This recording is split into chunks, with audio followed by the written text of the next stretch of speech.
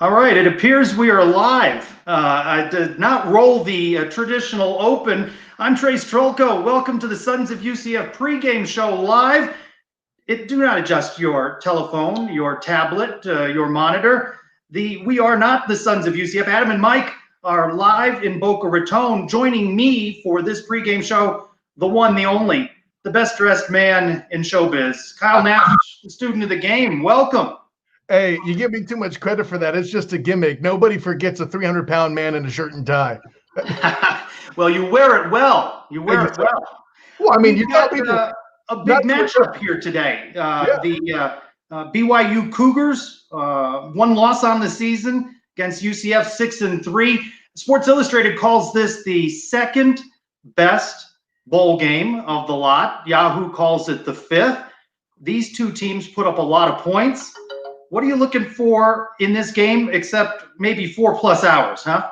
Yeah, right. And listen, that might be the one downside. You're going to have two powerful offenses that are throwing the ball a ton. And at the end of the day, there's going to be some incompletions and the clock will slow, right? But joking aside, man, yeah, listen, if you didn't sign up for the fireworks here, the 4th of July is going to seem boring by comparison. And hey, it'll be a lot safer watching this show with all that's going on with COVID rather than going to a park. It's going to be passes everywhere. And hey, listen, for the UCF faithful out there may not be a Marion Williams signing, but you're going to love an opportunity for Trey Nixon to catch some big balls today along with the rest of the group. Well, and that's something that we're going to be talking about is who we see out on the field. Not expecting to see Marlon Williams. Do we see Richie Grant? Our buddy Brian Murphy, spokes_Murphy, reports seeing Greg McCray and Otis Anderson out on the field in warmups. So that could be something. We're hoping to be joined a little later in this hour-long show by a BYU insider who will tell us that there are also some players reportedly not playing in this bowl game for BYU.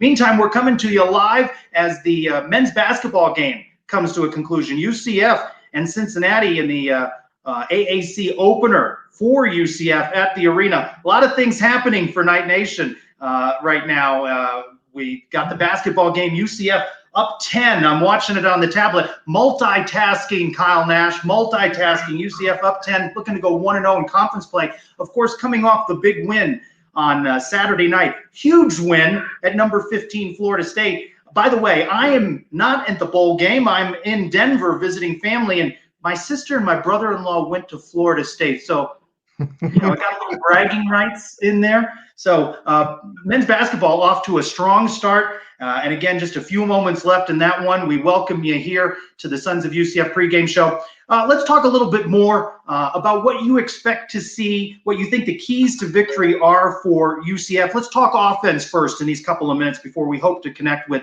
Adam and Mike live from the stadium.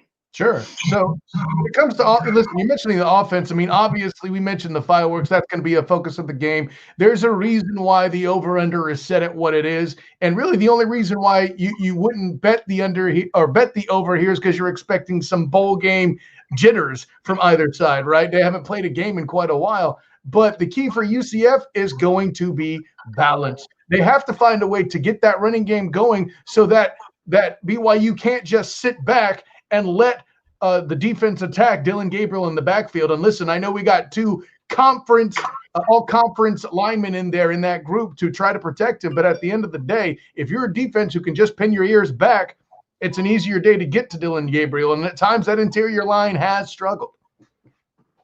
Yeah, and I think you're right there. And getting the running game going, we know what Dillon Gabriel could do. 30 touchdown passes on the season, just 4 interceptions.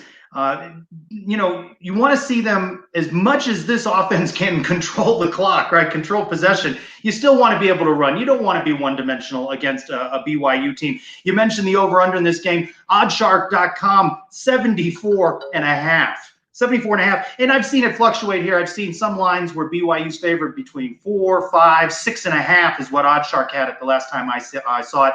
This series tied 1-1. Last time out, UCF wins a thriller in overtime over BYU. Back in 2014, I was at that game. And then, of course, BYU and UCF will be no strangers to each other. They're going to be facing off, scheduled to play at UCF in 2023. and then at BYU in 2024. Everyone I've heard that went out to the game in Utah said it is one of the most beautiful places to watch a game. So I've kind of got that one circled on my calendar because of COVID. I don't know about you, but I didn't make any games this year. I played it safe. I stayed at home, was able to join Adam and Mike for the Sons of UCF pregame show before every game.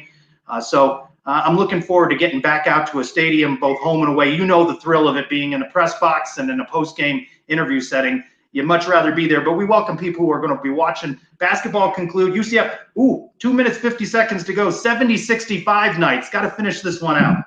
Yeah, can't let it back in that one. That's a rough thing all the way around too. But hey, listen, I haven't made it to a stadium yet myself this year. But we got to mention it quickly too. For all the criticism that the Knights have faced on their season, the one thing where they are completely undefeated, COVID cancellations, they haven't happened. Having so much struggle as they did in the offseason leading into it, I don't think enough noise is being made about the fact that they are now completely undefeated when it comes to making it to every single contest and being COVID safe. Yeah, that's certainly the case. And BYU had to hastily assemble a schedule and put one together. The fact that they got in 11 games to go 10-1, and then in just a few days, and you can see with schedules that are built out 2030, 2031, in just a couple of days, able to schedule a game in what many say was really the game of the year at Coastal Carolina. Coastal Carolina winning that game by just a couple of points. But you got to see what BYU can do. And I'll tell you what, last time we saw the Knights, they were in a Black Friday showdown with our friends in air quotes over in Tampa. And UCF's defense gave up a lot of points and a lot of yards, 93 plays, 646 yards to the Cows. Oh, goodness, could be a long day on D for UCF, and waiting to find out whether we will see Richie Grant. You'd like to see him out there today, but I don't think that we can expect him to. 143 left in the basketball game. UCF 70-67 over Cincinnati. Why can't they just make this one easy on us? Let's talk more about the defense before we move along in the show, and I'll keep monitoring the basketball. What do you want to see from the Knights? What can they do? You know they're going to give up yards. You know they're going to give up points. Sure. And at the end of the day, Trace, the big thing there is not to give up that huge play. And a big problem with that is Richie Grant not only is a center who represents the opportunity to snag an interception, to get the turnovers, because that's one thing the Knights defense has done well is gotten turnovers in basically every game this season. It's just that fact that they give up so many yards and one turnover doesn't always make the difference should the offense stall. It's a fair point by you. But over and above that, preventing that big play and making sure that if Zach Wilson and company, listen, I get it. They got a Heisman candidate on the other side of the ball there. If they can make sure that all their drives, when they do score, are ones where they have to march all the way down the field to achieve it, listen, at the end of the day, if it takes them longer to score and UCF can still execute scoring quickly, that's still a win. The problem is keeping that defense from being too winded at the end of the day. I'm with you. You know, I'll put it this way. We mentioned offense earlier, Trace. I wonder if Coach Heupel should kind of stutter how often he uses the no-huddle approach. You know, go fast some and then like alter the course and slow down and kind of make tempo changes an issue. When the offense does that is when they have the most success that I've seen, you know, anecdotally. And listen, freshman center, all-conference center Matt Lee in the past two games has made guys jump. After his struggles early in the season in Memphis, he had, 6 or 7 penalties. 5 of them, I believe, were false starts. Now he's getting cats to jump off sides like you would see in a Packers game with Aaron Rodgers on TV, right? That's right. Matt Lee, The Athletic, the online publication naming him to their all-freshman team.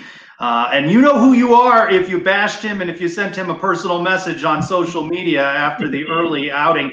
I have up on the screen a question from Brian W. Peterson, who's representing Knight Nation in Section 228 in Boca Raton. We'll talk about this one with UCF Mike, who I'm getting ready to bring in from the queue. Is it more important for our offense, defense, or special teams to have a better game tonight? You at home ponder that. Let's see if I can bring him in. There he is, the one, the only UCF Mike. Shockingly enjoying a cold beverage. Mike, how are you doing in Boca Raton? Set the team for us. Doing good, man. We just got done leaving Hooters. I don't know where Adam is. I thought he was here before me. He left before me. I thought he'd be in our seats, but he's not. Here I am. Hey, place looks kind of empty right now, but you figure with the space and everything, only 6,000 fans, it's going to be comfortable, man. We're going to have a good time out here tonight. So we're ready. I'm here at my 50-yard line seats. How you guys doing? You guys enjoying the pregame show without us or what? Doing great. Yeah, we're the substitute Sons of UCF, joined this week by Kyle Nash. By the way, men's basketball, 24 seconds to go. UCF clinging to a 1-point lead, 71-70. They make it a bucket, 73-70 now over Cincinnati. 21 seconds to go. Nice hat, by the way, Mike. Are those going in the mail as holiday gifts to Kyle and I? Look at that hat. Nice swag. I definitely have one saved for you, Trace. Don't worry about it. I gave some out today at the pregame show. Maybe Kyle will get one. I got a few left over. Don't worry about it. You guys are ready. Well, hey, I was ready to see you today, Mike. I had my beer ready to go so I could take a swig with you. There you are. There you go. So, Mike, you've been analyzing this UCF football team all season. A UCF football team, I believe you predicted to go 14 or 15-0. You know, they were going to get in all the games. They were going to win a national championship. They come into this one 6-3. What do you want to see from both the UCF offense and the UCF defense today? You know, I thought these guys were primed to make the playoff this year for sure, the way we started out the year. But you know what? We have a lot of guys missing. We have Marlon Williams out. We have guys on the defense. We're missing 9. Basically, you go back from the beginning of the year, missing about 9 starters from defense. I want an entertaining game. I want a good game. And hopefully we pull it out at the end. You know, don't get embarrassed. We should not. We have a good enough team where we put up a good fight. And this is a top 15 team we were playing, top 12 team we were playing. We couldn't argue for that before the year. If you tell me we lose 3 games and still play a top 15 team, I'd sign up for that all day. Here we are in Boca. I have my beers. I have my seats. We're ready to go, man. This is a good time. I don't know where the hell Adam is, but he was supposed to be joining us. Well, we begin the day-night doubleheader with men's basketball. Holds on for the 75-70 win over Cincinnati to go to 1-0 in AAC play and 3-1 on the season. Not a bad way to start off the day for the nation. Here, look who's coming. Get over here. There he comes. Same hat. Check him out.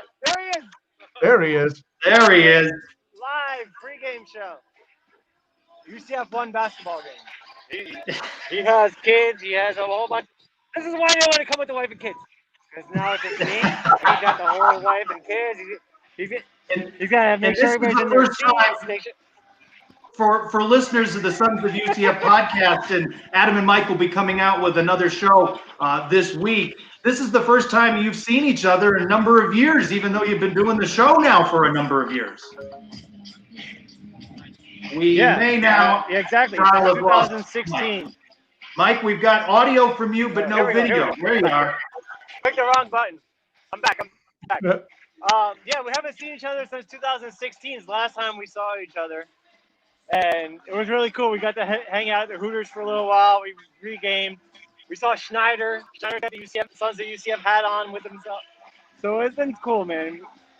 It's been a long time. I lived with the guy for 4 years. We went to high school together for 4 years, but we haven't seen each other in a long time. He's living in California, and good to see the guy again, man. Good fun. That's good. Your hat's getting rave reviews in the comments. Our buddy Nelson alumni, like the hat, Mike. Mr. Matt Dolan, great hat. So people like that hat. That could be a collectible item. How about that, Kyle? Yeah, hey, listen, those are just 2 of the comments that have come across. I thought I spotted at least 3 or 4 just in the time you've come on. So, I mean, hey, listen, you do swag right, it works out. And there, of course, is Adam bringing his hat into the game as well. No, that was my buddy Ricky. He's a Browns fan. In case you can't tell. He's mad. I think I mentioned him on the podcast a couple times. He's all right, I see Adam now. There is Mr. Adam. One half of the Sons of UCF. And who's that guy with you? Who's that stranger with you? We got Ryan Schneider right here. Crashing the party, former UCF quarterback Ryan Schneider. How are you this evening, sir? He's doing well. He's a minor celebrity, though, so he's got people to talk to. As I'm sure both you and Mike, at least in the minor celebrity category in Boca Raton, what's your vantage point for this one, Adam? So right now, I'm with Mike now. I'm on the 10-yard line. So watching the warm-ups right now behind me here. Looks like FAU's out practicing. We got UCF returning some punts right now. Crowd's filtering in right now. I do see Otis Anderson.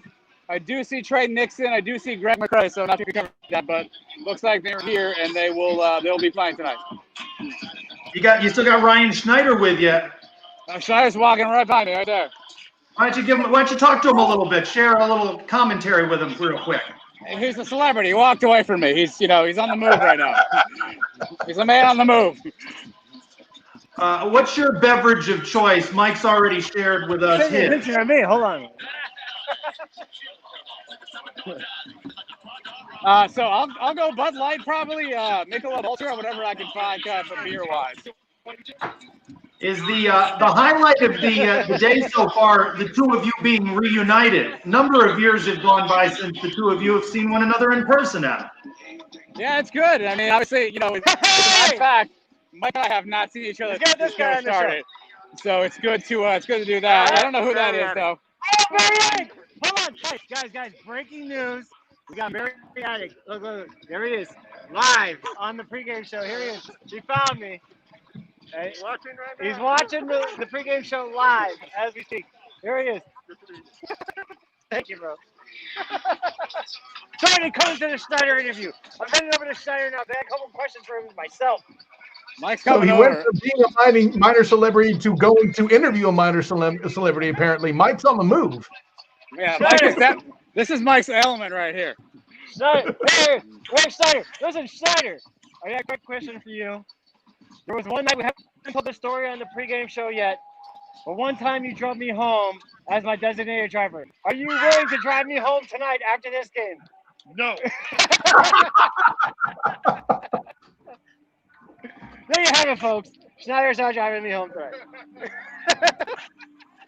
That is just too much. You guys, it's good to see you guys having a good time in Boca Raton. If we can be serious for just a second, Adam, in the last episode of the Sons of UCF, you broke down this game a little bit. What do you want to see from the Knights offense? We heard earlier from Mike. What are you looking for tonight from the Knights? I think offensive line is going to be key. The more that we can, control the line of scrimmage, the better for us. Really, Trace, for me, it's going to come down to adjustments. BYU is obviously going to do something different. Heupel's notorious for the whole, the other team did something we didn't expect. So how do we adjust when they do that? I think if we can control the line of scrimmage, make good adjustments, we have a chance. But it's going to be a track meet out here for sure. And what about you, Kyle? What question might you have there for Adam? Well, Adam, let me ask you this. We had a question come through before that we wanted to fire past you that came via the comments. Which part of the game is it most important for UCF to be most impactful, to have the most success? Would that be on offense, defense, or on special teams that could have the biggest impact there, as asked by Brian W. Peterson there in the comments? Yeah, I know it sounds cliche, guys, but it's line of scrimmage for me. If we can control the line of scrimmage on both sides, Zach Wilson gets a lot of love, but they got a good running back too. They do. So if we can control the line of scrimmage, I think we got a chance there. If we can keep Dylan Gabriel clean, get running lanes for Otis and McCray, I think we got a chance. But if we don't win that battle up front, like many football games go, we're not going to be successful. So it sounds cliche, but line of scrimmage is going to have to be huge. I mean, you mentioned the running back Tyler Algier. I think that's how you say his name, but there's a good chance he could break 1,000 yards in this contest tonight, and he already has more than 1,000 all-purpose. That's a proof of a balanced squad that makes any defense struggle in general. Moreover, when you've had to move around and switch things up in patchwork due to COVID, off-field issues, maybe even missing Richie Grant tonight, that's a finalist, for the Thorpe Award. That's a lot of stuff to account for. That's a good point. Yeah, I think, what's interesting about bowl games, guys, is this is typically a time where young guys get a chance to step up, right? So who's a young guy who hasn't even got a lot of run throughout the season? Is it Keenan Hester? Is it Dallas Corbett? who's the young guy on the D line that maybe get a chance, today to step up and make a name for himself going into the next season. So, I think that's the curious part is, to your point, I think we don't know who's out here. I'm looking right now. I don't see any defensive guys kind of milling about right now. Well, let me share with you, Adam. Brian Murphy at @spokes_Murphy, Black and Gold Banneret, says that he doesn't see defensive ends Landon Woodson or Stefan Zayas. And then updating from Jason Beatty at The Real Beatty, Stefan Zayas with his right arm in a sling. Oh. So then he's not playing. So that's no good. Yeah, I see a handful of guys right in front of me now in kind of in sweats. So, we'll see what we got. But again, it's a good chance for you guys to step up, guys. This is where, you've seen this happen before. You make a name for yourself. You kind of catapult yourself in the next season. So we'll see what we have too. But if we can control lines of scrimmage, I feel a lot better about it. But here's the other thing, guys, is how do we adjust BYU's offense? They're going to score points. They're going to move yards. Randy's going to have a young team out there. All year long, every one of us have kind of decried our inability to make in-game adjustments. Have we learned anything the last 2 weeks? Can we do anything today to make adjustments? I think that's the key. Control the lines, make smart adjustments. It's going to be a track meet. Obviously, I think our offense has the ability to put up points. But, I think it's going to come down to those two keys for me. By the way, Mr. Matt Dolan with a comment on screen, when you ship Trace his hat to Colorado, put one in there for me, please. Charge on. No need to ship mine. I'm back in Florida in just a few days. Adam, I'm even willing to drive up to your part of the state to pick up that sweet swag. Love to have you, Trace. This is Mike. This is a whole Mike initiative right here. So Mike's got a fan right here. He's having some fun with Every bowl game. Every bowl game. This guy, he sees everybody. He wants to go 1-0. Game number 11 right here. It's his 11th bowl game. He missed Hawaii. He's still mad about it. He wants to go Knights. He wants to charge on. Hi, Doug. Hi, Mary Beth. I see you. Hi, Mary Beth. I heard. He sees Mary Beth. He's been to 11 bowl games. He's had more beers than me. He's had more beers than Mike, which is hard to believe. We'll fact check that later on. 11 to 10. 11 to 10 is the official count here. I don't know what the question was, Trace.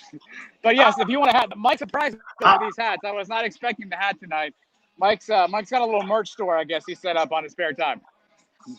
So for folks that are getting ready to tune into the broadcast in some 38 minutes, weather good, not going to be any issue. Nice game, nice night for a game. Yeah, very, very nice night. A little chill in the air here for Boca Raton, I think. Crowd's filling in. Field looks pretty good from where I can see right now. So shouldn't be a weather issue, shouldn't be a track issue. So I think all the logistics are handled and dialed in. Well, I'm glad that Mike got in. His last experience at FAU Stadium was a little rockier, as were several thousand UCF fans who struggled to get into the stadium. So good to see with a reduced capacity that they've been able to handle things a little bit better. Yeah, so far pretty easy, pretty seamless getting in and out. I see a lot of BYU fans across the way at the Heineken beer deck, which is interesting. I'm not sure how that works out, but there are some BYU folks here already. I definitely say more UCF than I can see on our side right now, but obviously we still got some time before kickoff. So we'll get back with you hopefully towards the end of the game when we give you an opportunity to weigh in with a prediction. I want you to be thinking about that over-under of 74.5, and I'll throw in my over 4 hours on a game time. So while you ponder those, if you and Mike could be good to try and rejoin us, but we know, of course, you've got a game to focus in on. And we appreciate you joining us from Boca Raton at the stadium with a little live color, and certainly it was colorful. Trace, big thanks to you and Kyle for manning the comp tonight. We can't thank you enough, and we'll pop back in a little bit later on. We'll let you guys get some professional stuff from Trace and Kyle. We'll come back with the hijinks later on. Gotcha. Thank you much, Adam. We appreciate it. Hey, listen, I thought I was guilty of plenty of hijinks as it stands. Now they bring it and step the game up. What can I say? Maybe I am a professional, Trace, as you've accused me of being on several occasions. Well, before we went on the show, you were showing me around your backdrop, which includes an Aaron Evans original painting behind you, capturing your days. Tell us about your career playing football, your position, who you played for, and how you think that role you played is important for tonight's game. Oh well, hey, listen. I mean, first of all, I'm no major football star. I never actually got to play in school other than intramurals and stuff. But once I got out of school, I decided to give it a shot after hearing a lot of my friends tell me you should try. So I got in shape and I played for a semi-pro team. I had some stumbling blocks, work would get in the way, things like that. But then finally, I only played for one season. I was the top backup on the offensive line, and the games I started was at left tackle. We won the Rice Bowl, named after the commissioner of the Southern States Football League with the Orlando Rage. But that painting is based on a picture of me in a stance just before the ball was snapped, captured, as we mentioned, by former UCF tackle Aaron Evans, who, after his time with the Apollos, decided to get into painting and being an artist. He's done murals at the stadium, at UCF's home stadium. All that work he's done in his local community as well. A lot of paintings and murals in general. If you haven't seen that, find him as Frog King Studios. Yeah. So the way that I use that knowledge to assess it is, I know to the exact degree how much defensive linemen calling out fake signals can impact things. If you remember back to the East Carolina game. So, I'm in a position to appreciate how much Matt Lee has come along throughout this season and become somebody that, frankly, was good at filling in the very difficult task of coming in behind Jordan Johnson after he graduated last year, right? And you mentioned Jordan Johnson. He joined the Sons of UCF pregame show a couple of weeks back, and he said, Matt Lee is going to be a special talent. Big shoes to fill in Jordan Johnson's, but, Jordan Johnson, there were guys that preceded him, and he built a name for himself. And we don't remember the mistakes that Jordan Johnson may have made during a 4-year career with more than 50 starts. So a note from Brian Murphy at @spokes_Murphy. UCF's offensive players are now suited up going through wide receiver drills. Number 38, Deontay Marks, the Florida transfer, eligible to play for the first time. We're going to shift gears now. Learn more about the BYU Cougars. I am pleased to bring in our next guest. He is Garrett McClintock, a contributor at BYU 24/7, co-host of the Give 'em Hell pod. Garrett, thanks so much for joining us for the Sons of UCF pregame show. Oh, it's good to be here. Let me know if the audio is okay. Sorry, I got stuck at work and I'm in the car right now. Just pulled Well, up. we appreciate the time. To, almost be home. You sound great. We appreciate the time. Let's talk a little bit about BYU so that our fan base and those joining us get to know a little bit more about the Cougars. First, let me say credit to the Cougars for assembling the schedule that they did and being able to play 11 games. Talk about how all of that came together. I mean, it came together really quickly, and it was something that I think it definitely should go to Tom Holmoe, because everyone knows we were down to one of our original games got played as scheduled. So all but 2 games got canceled or moved.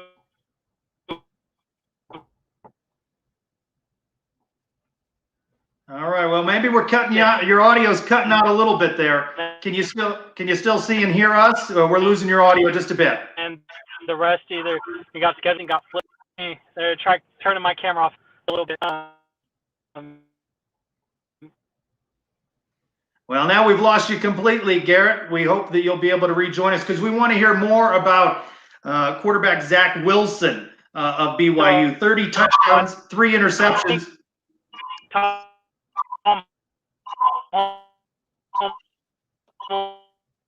Well, Garrett, we don't got you, buddy. You're cutting out on us.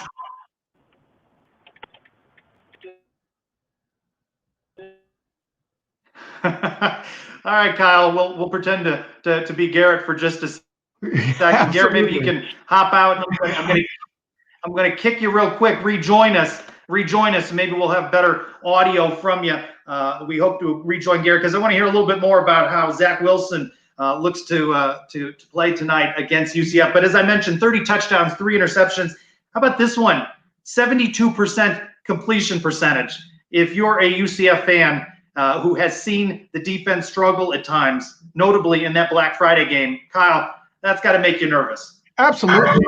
And listen, I was listening to the press conference during last week where defensive line coach Shane Burnham was talking about him, and basically he highlighted everything you want in a quarterback was something he did well. Kind of paraphrasing what he said, he could throw the out route on the hash. He could throw it down the field and hit a guy in stride. He can run the football, and not just for a design quarterback run where he tucks it and runs, but he's able to extend plays. He's able to make plays with his feet when a play breaks down. And then over and above the fact, maybe if you have Richie Grant back there and he escapes, he'll come in and clean it up as he's done throughout the year as UCF's leading tackler. But without him there, that's all the more mobility you could expect to see from Zach Wilson. And again, we mentioned they have a versatile offense. They have a 1,000-yard receiver in Dax. I'm forgetting his last name. Dax Milne. That's it. Dax Milne, who is going to definitely be an impact. Certainly will break 1,100 yards if he makes a single catch in this game, as he has 1,099. So there's that. And we mentioned the running game is something that could break 1,000 yards with their big running back. This offense may go through Zach Wilson, but it is versatile in a way that he has plenty of opportunities to either throw and run himself, and when it's time to give him a break, they'll hand it off. Heck, Dax Milne even has a few handoffs himself in the ground game. He has 10 carries for 60 yards himself. So, there's just a whole lot of stuff you can do with this offense based on what we see in the numbers. And Coach Sataki has done a lot to make this group prolific in many different ways and how they can hit you. Yeah, a question from Brian W. Peterson I have up on screen. If the defense plays poorly, will this be Coach Randy Shannon's last game? Boy, he aggravates a lot of the UCF fan base and has carried a big dollar contract, even though the University of Florida has been paying a good portion of that, one of the 25 highest paid assistant coaches in college football. And you wonder if there's any chance that there might be a change if this is a poor game. What do you think about that? Do you think we see Randy Shannon? Generally speaking, I don't think it's a situation where if his contract is expiring, probably, right? It'll be that kind of situation where I don't think he'll be fired, but he may not be renewed based on the price tag in and of itself. And while I appreciate the frustration with Coach Shannon and what's gone on with the defense, it's really tough football-wise from a defensive standpoint when you have an offense that moves as quickly as it does. For every extra snap of offense that they do produce with their speed, in a lot of cases, that's a lot more time that defense is on the field, and it's hard to account for. Listen, speaking from a guy who's in the trenches, just like the painting says, when the defensive ends get tired, it's a lot easier for me to do my kick step to pass block, and it's way more easy to do my drive block to move them out of the way and create a hole for what would be Otis Anderson and Greg McCrae. All right, I'm welcoming back. Hey, Garrett, it looks like you got somewhere stationary. Yes, I am. I'm sorry I was late coming home from work. And love the effort, man. Don't worry about it. No worries, no worries. So let's get back to the beginning. I had asked you, credit to BYU for putting together the schedule that they did. They had to throw a lot of things together. How impressive was that for Cougar Nation? I mean, I think it was really impressive. If there was an Athletic Director of the Year award, there would definitely, I think it should go to Tom Holmoe, because we were down to, it was one of our original game, only one of our originally scheduled games went off as planned. And so out of, the initial 12, so everything was thrown together on the fly. About half the teams on the schedule we had never faced before. So it's always fun, especially as an independent, to kind of cross somebody off the list of, whittle that down to hopefully, someday it'd be really fun to say we played every program in the country at least once.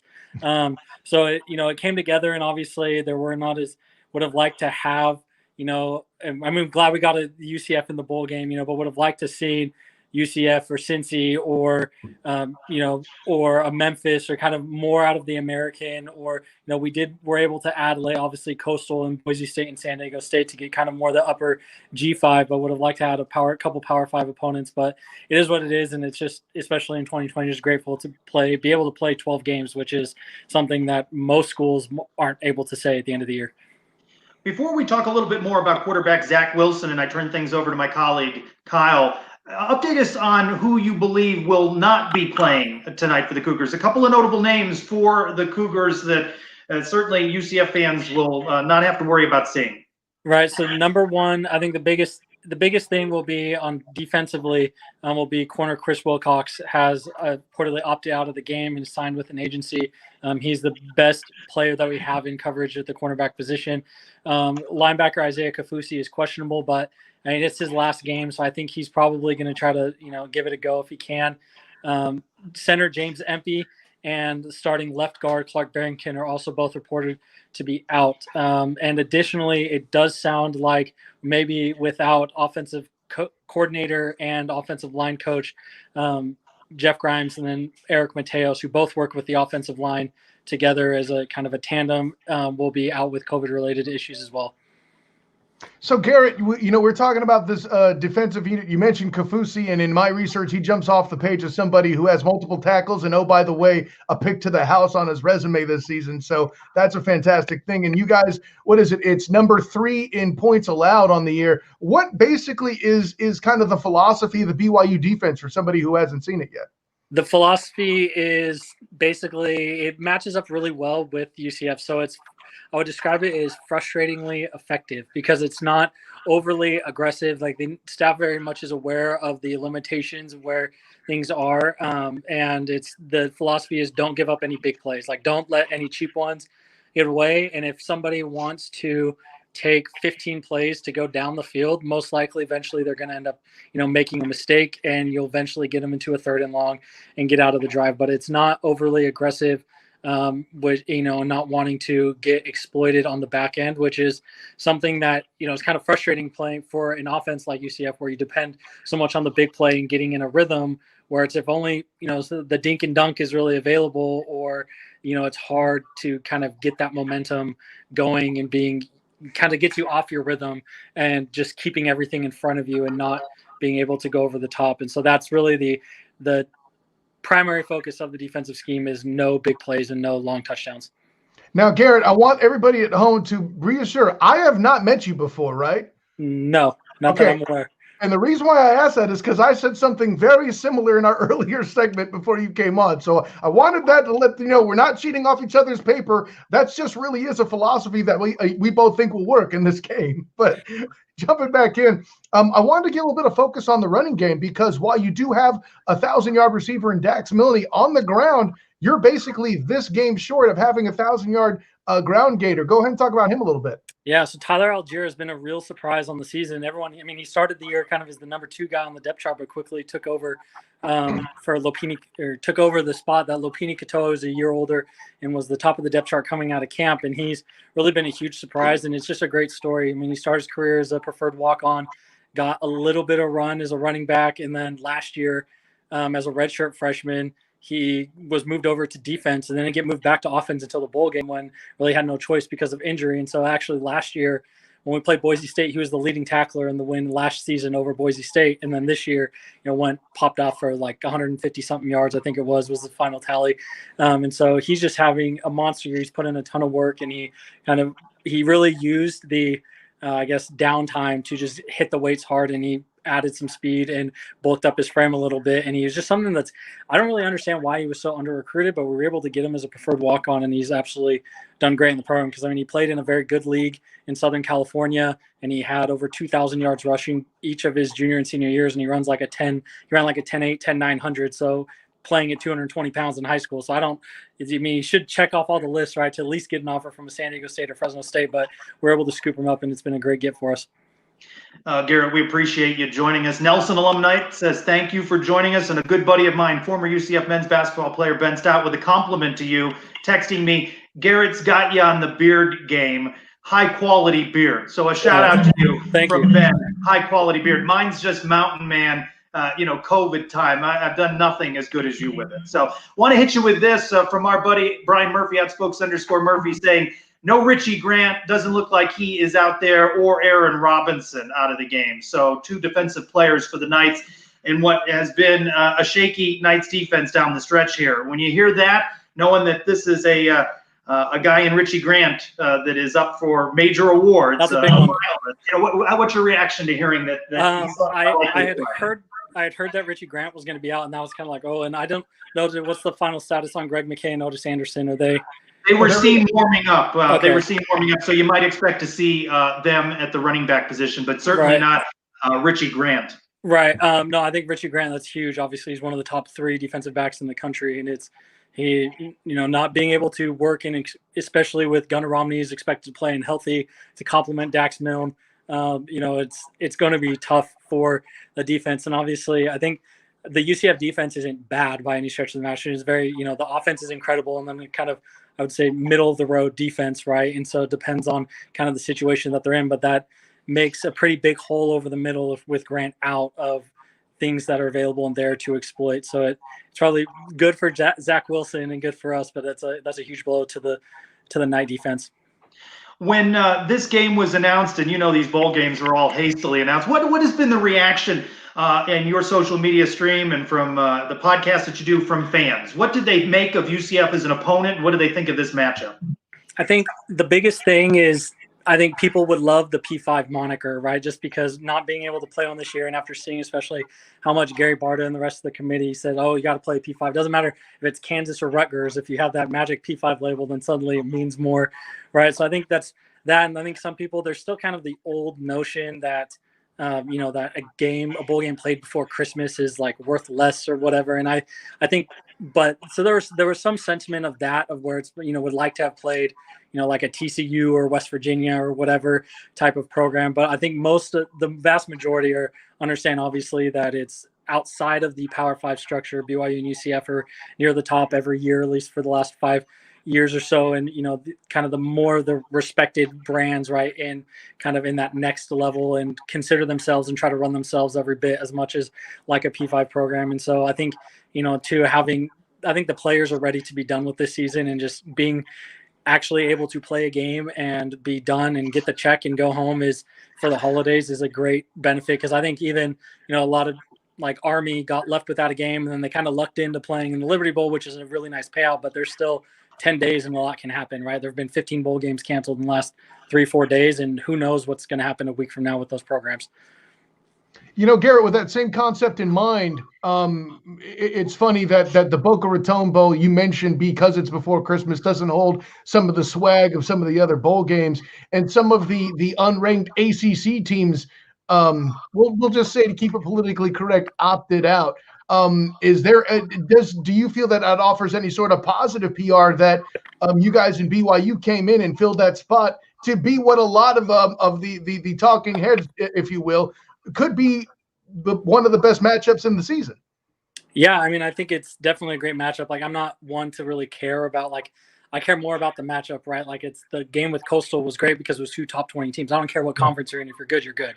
And it's, I think, maybe there are some fans that look down and say like, oh, it's a G5 matchup, whatever. But I think anyone whose opinion I respect on the sport will look at this and say, this is a matchup of 2 top 30 teams. And, that's going to be a great game, and they match up well stylistically, and it's a good kind of storyline. And, we kind of, it's the kind of a game that everyone would have loved to see, and everyone was clamoring for this game earlier in the season when all the dates were wide open and people were still on games left and right.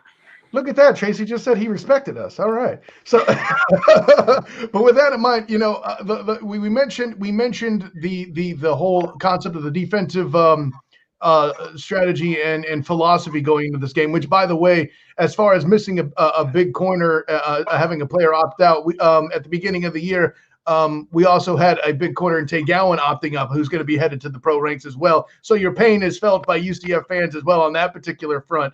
But do you think offensively that the key is to just have, Zach Wilson toss it down the field and take advantage of the missing DBs? I mean, you got 2 all-conference players missing, right?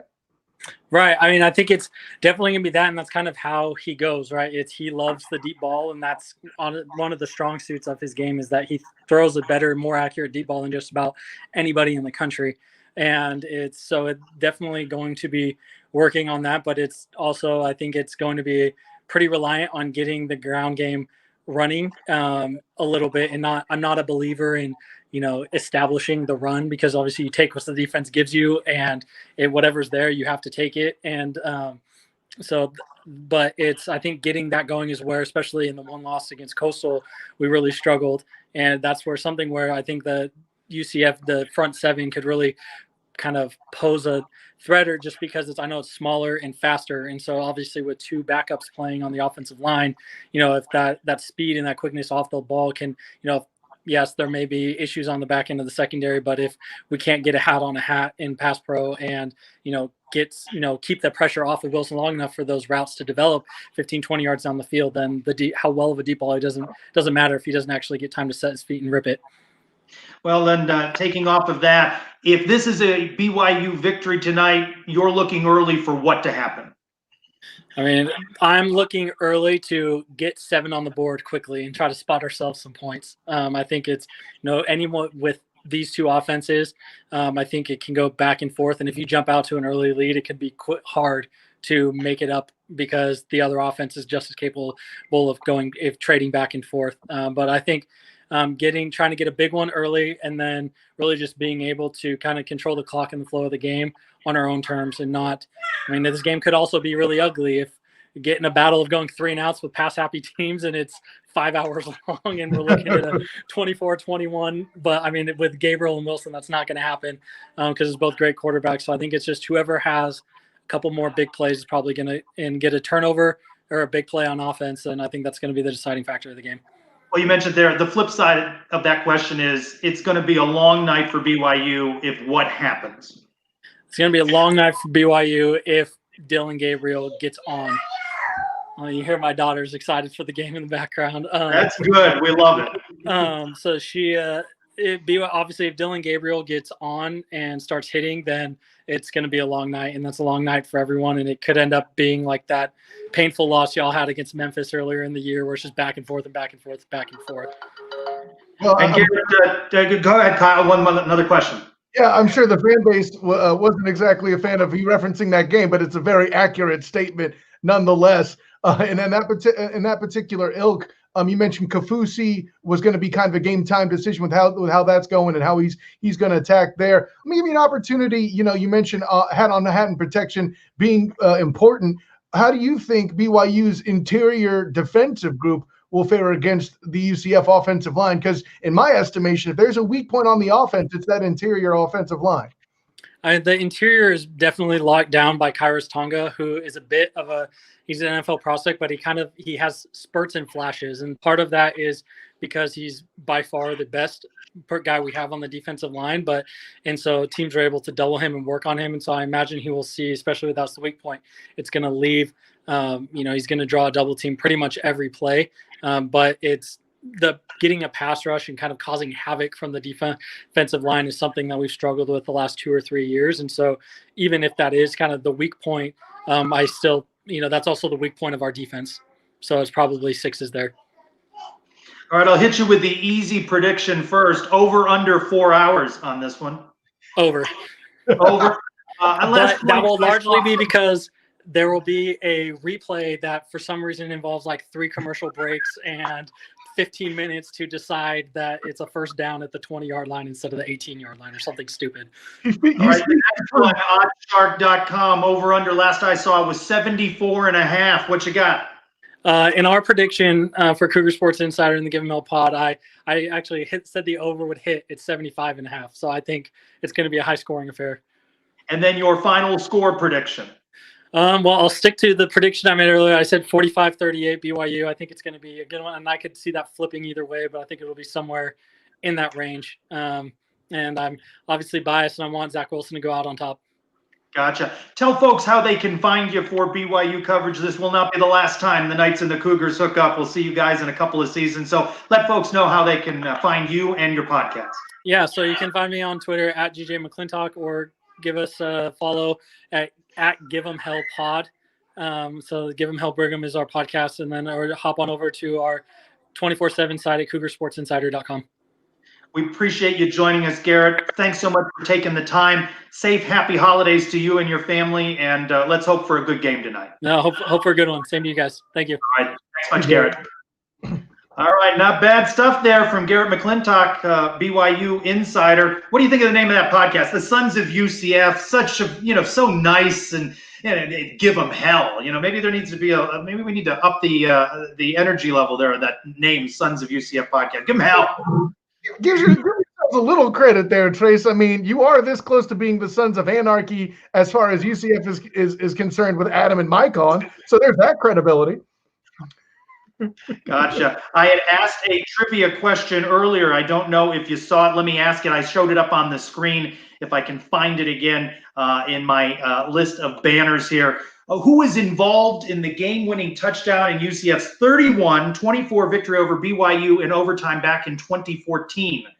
So ponder that. We do have some answers. Let me check the comments. I want to appreciate Nelson for giving the shout out to Garrett. Nelson's got a trivia answer. I don't want to give it away just yet. So what did you make of the analysis from Garrett there? I think he sees what it will take for them to win and what concerns him. And it sounds like we echo both. Absolutely. We both see kind of the same thing going on. Either we're both really good at our job or we're both equally bad, right? That's the joke. No, I'm kidding. I know Garrett did a great job. And actually, from an analysis standpoint, if what he says is true about the Cougars' defensive front, we are in for a long game, just as he analyzed. If UCF can make the protection happen, if BYU can take advantage of the fact that it's a youth movement up front and protect Zach Wilson, that's going to be a very interesting shootout. And at the end of the day, should Dylan Gabriel win in a shootout against a Heisman Trophy candidate, that only makes him look better in the sheets and more of these people at the American Conference that put Desmond Ridder ahead of him in the all-conference team, but I don't want to go too deep into that.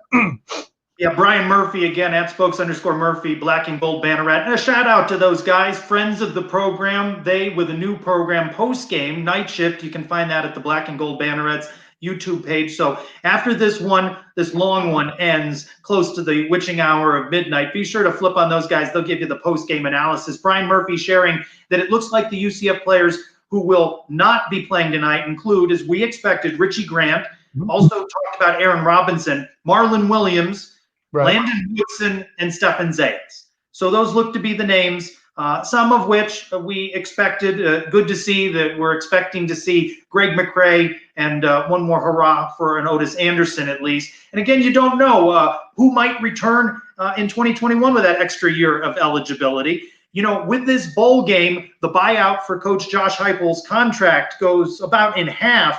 How important do you think a win here, UCF with the votes that it's getting, about 29th in polls, a win would move them to 7-3, probably a chance to finish the season in the top 25, and you might expect to be preseason ranked in the top 25. Or are you one of those that say, you know what, Scott Frost lost the Cure Bowl to Arkansas State, and then 2017 was pretty special? What's your take on that? How important do you think it is to end the season on a win, or is it just an exhibition, let them have fun, put up your 70, 80 points and your 4-hour game? Oh, sure. And listen, there's some seasons that call for something different. But regardless of how I feel about it, the UCF fans out there have found this season disappointing. Regardless of all the stuff that was overcome, at the end of the day, the win column wasn't what they wanted it to be, and they do not hang an American Conference Championship banner. And the expectations were that for the fans, no question. But if they were able to be in a position to where they topple a team as highly ranked as BYU in a bowl game that wasn't meant to be that much until, scheduling craziness that happened by way of a pandemic, well, now all of a sudden they have an opportunity to get one heck of a silver lining out of it. I mean, hey, listen, at this point, with Ohio State getting in the way they did, Trace, the CFP has proven in a lot of cases the games don't necessarily matter. It's how good you look and what they see. And all that being done where they could say, hey, we beat BYU, who was in this situation, regardless, in a game, by the way, that ACC teams wouldn't be burdened with, could only help but make them look better. And I think UCF fans in general, based on what I have seen, would gladly take the silver lining. And yeah, I think it earns them. Another consecutive year of being preseason ranked. Earlier, we asked the trivia question, who was involved in the game-winning touchdown in UCF's 31-24 overtime victory over BYU back in 2014? Let me add that banner, and that trivia answer is William Stanback on the receiving end of a 4-yard touchdown pass from Justin Holman Sean Moffitt with the kick. And we've got just a few moments before the broadcast goes live on ESPN.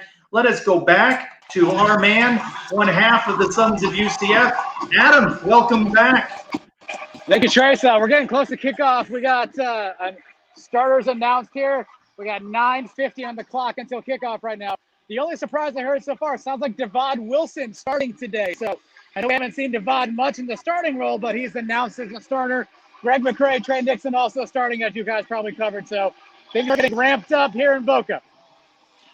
Just a few moments ago, reported that Brian Murphy at Spokes_Murphy reporting not seeing action expected. Richie Grant, Aaron Robinson, Marlon Williams, Landon Woodson, and Stefan Zayas. Some names that we have talked about. What do you think the impact is on the defense not having some of these guys tonight? So we got everybody stomping on the ground around me. So I think the impact is the young guys have to step up. Who's going to be that guy? Tanner Bethune has played out of his mind the last couple of weeks. Is he a guy that can step up? So can the young guys do a Josh Telescar? You know, we saw this happen before with the Houston game. Can the young guys come in and make a difference tonight? Last game of the year, you show out for your team, show out for next season. I think that's what it's going to take. It's going to have to be a team effort. We can't rely on Richie or Aaron or those guys to bail us out like we do sometimes. Team effort, team game, and let's see what we got. Were you able to hear any of the BYU analysis from Garrett? Basically, he's expecting a shootout. He thinks that quarterback Zach Wilson is going to have a good day against the UCF defense. No reason to dispute that. I mean, Zach Wilson's a top quarterback. He's obviously NFL prospect hungry. Our defense is young. I don't see any reason to dispute that. Probably a shootout like we're in tap for at this point. Obviously, the kid's got a lot of talent, and I expect we'll see a duel between him and Dylan Gabriel. Curious to see who comes out on top, by the way. Obviously, I know Zach Wilson's the name, but let's see what Dylan can do his first game, without the Mackenzie Milton thing over his head. This is a great opportunity for him to take the reins and show everybody this is his team. So we'll see if he's up for the challenge tonight. No KZ on the coin toss, right? No, I don't see anybody out there. I don't see any KZ. No, I can confirm. No Mackenzie Milton. I see somebody in red down there, but I think it's just a coordinator. It's not KZ. All right, it looks like we have UCF. Mike is back. Mike, final thoughts for you before we let you guys go enjoy the game. Right next to this guy. Here we go. All right, we're going to win. We're going to win by 2 touchdowns. I'm not letting the beer talk. We're going to win this game, not even worried about it, okay? Yeah. This guy agrees with me. He's sitting in front of us. So you have no worries.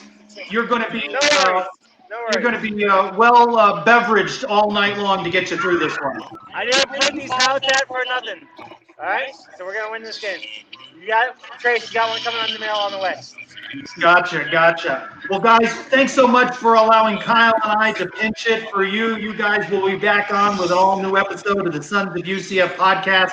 It's been a great 2020 from the Sons of UCF perspective. We hope that we've been able to bring some entertainment to folks during what has been a difficult year because of COVID. You guys enjoy the game, enjoy spending time together, enjoy the big UCF win, and we'll look to hear from you guys with post-game analysis of the Sons of UCF pod. I don't know what we're doing there, but hey, Kyle, Trace, thanks again for taking everybody up to kickoff. And absolutely, we appreciate you guys for joining us. Thanks for joining us all season long on the Sons of UCF pregame show. And let's go Knights. All right, you guys be safe. Go Knights. Charge on. Charge on. See you, Mike. All right, they're definitely having a good time, Kyle. Just a couple of minutes left before the broadcast, so we're going to let fans go to that. What are your final thoughts, and what's your final prediction? So my final prediction, I'm not going to take the over simply because there'll be some bowl game rust, but I'm with Garrett. I see that same 45-38 mark like my good friend Jason Banning over at the 1-0 show did with his simulations. He got a 45-38 result there too, except I'm going to pick UCF, and not because I'm a homer. I just think they do a little bit more at the end of the day. And that's where I'm at. And remind folks where they can find you for all of the content that you pregame. Sure, you can find me on Twitter at the SOTG, on Facebook as a student of the game, and on Instagram as the SOTG as well, where you'll see my UCF writings from the 3pointconversion.com. I already had a preview earlier in the week, and check that out here just before the game starts. And also look for me to drop something after the game, maybe even tomorrow morning, to when the editors get it out. It is a holiday week and we got family folks. And of course, you see there as well, check out my work with hilaritybydefault.com as well. All right, you can find Kyle. Kyle, thanks so much for joining us. I should weigh in with a final prediction. I can't go against the Knights. I do expect this to be a 4-hour plus game. I tend to believe in what you said there, that there is some rust to knock off, and so perhaps it'll fall just short of the over-under 74.5. And I think UCF comes out victorious on this one by a couple of points. Expect a shootout, and I expect Dylan Gabriel to have a big game. Maybe the best team that the Cougars are going to face this season. Again, Sons of UCF will have this covered for you. For Kyle Nash, I'm Trace Scholko. Everyone, enjoy the game, enjoy the broadcast, catch the Sons of UCF with their post-game analysis. Safe, happy holidays, and for all of us across the globe, let's have a better, happier, healthier 2021. Kyle, thanks so much. Thank you, sir. Amen. All right, good night, everybody.